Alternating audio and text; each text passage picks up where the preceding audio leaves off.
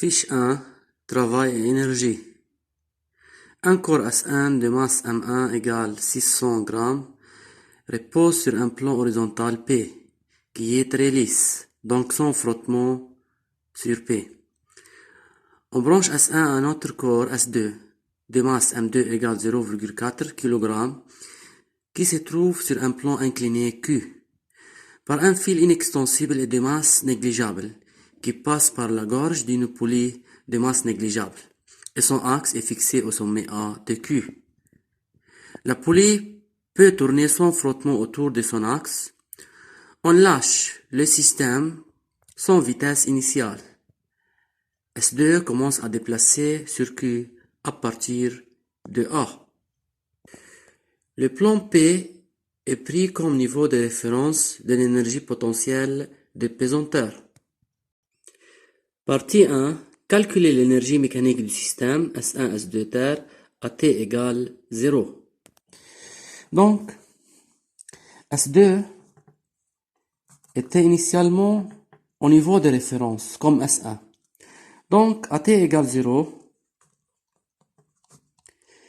l'énergie mécanique du système égale énergie mécanique de S1 plus énergie mécanique de S2 égale énergie mécanique de S1, c'est l'énergie cinétique plus l'énergie potentielle de pesanteur. De même pour l'énergie mécanique de S2, c'est l'énergie cinétique plus énergie potentielle de pesanteur. Mais le système est lâché sans vitesse initiale. Donc, V0 égale 0 pour les deux objets. Donc, l'énergie cinétique de S1 et S2 sont nulles. C'est à T égale 0. Encore, les deux objets se trouvent initialement au niveau de référence. Donc, l'énergie potentielle de S1 est nulle. Encore, de S2 est nulle.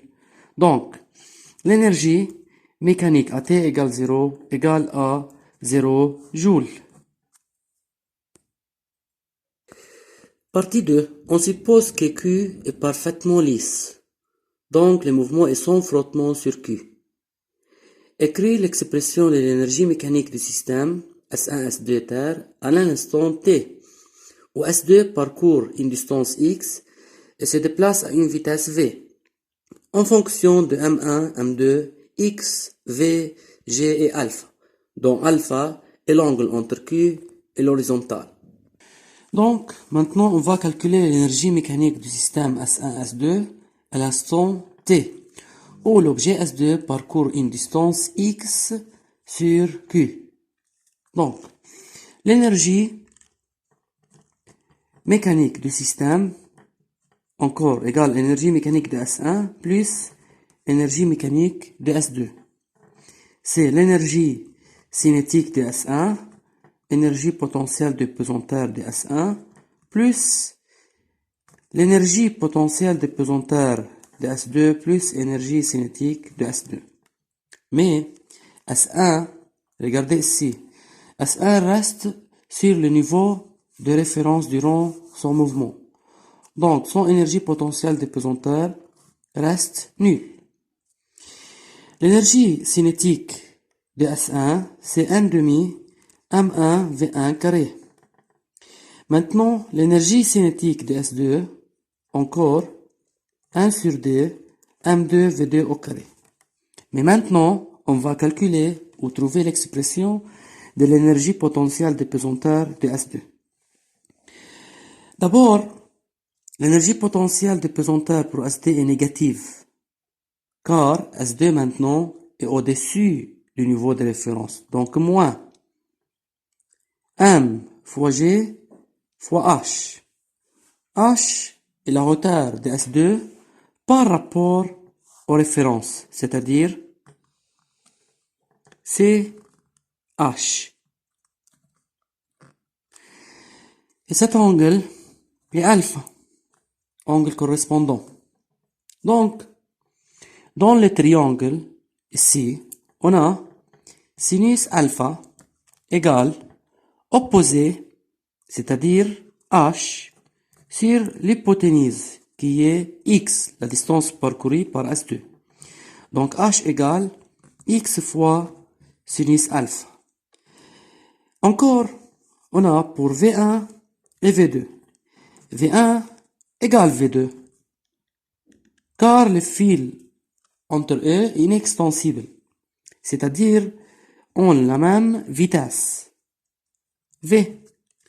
Pour cela, on peut prendre la vitesse V comme facteur commun.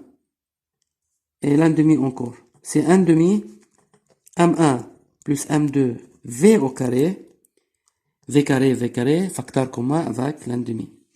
Moins M fois G fois H qui est X sinus alpha. C'est l'énergie mécanique du système à un instant T. Partie B. Déduire l'expression de l'accélération A et calculer sa valeur pour alpha égale 6 degrés.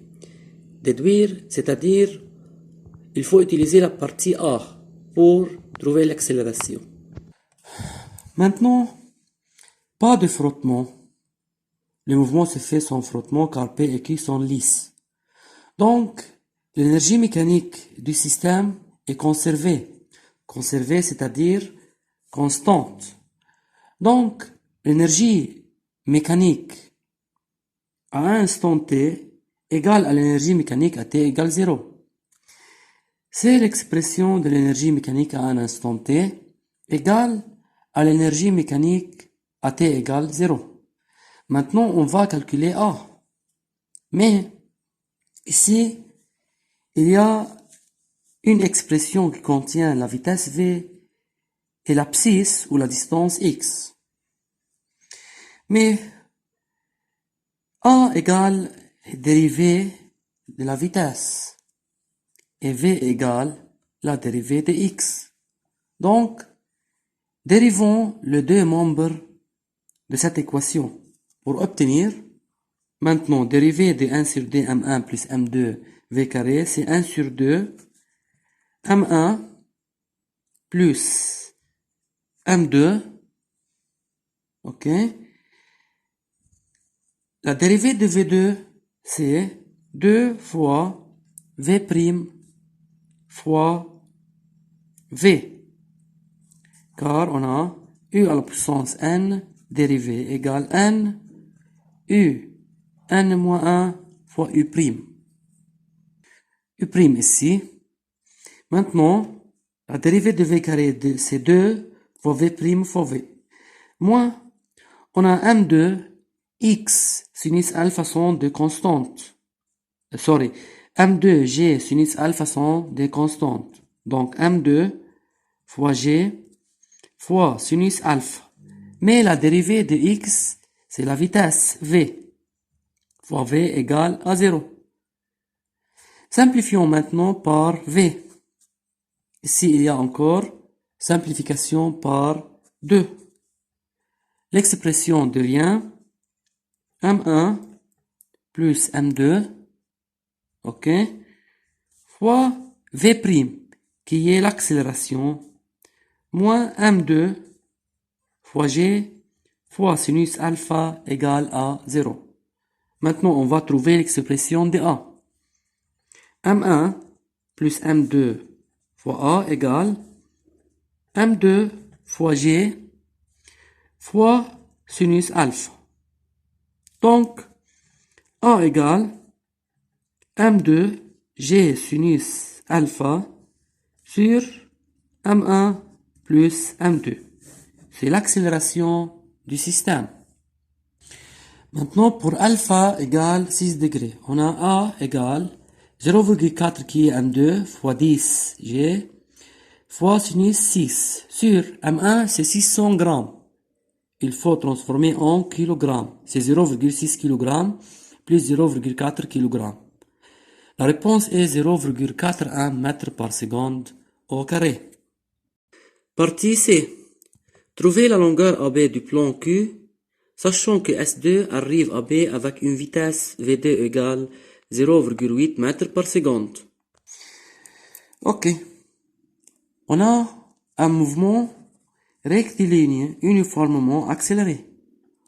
Donc, on peut utiliser la formule V final carré moins V initial au carré égale 2 fois A, c'est l'accélération, fois D, qui est la distance parcourue.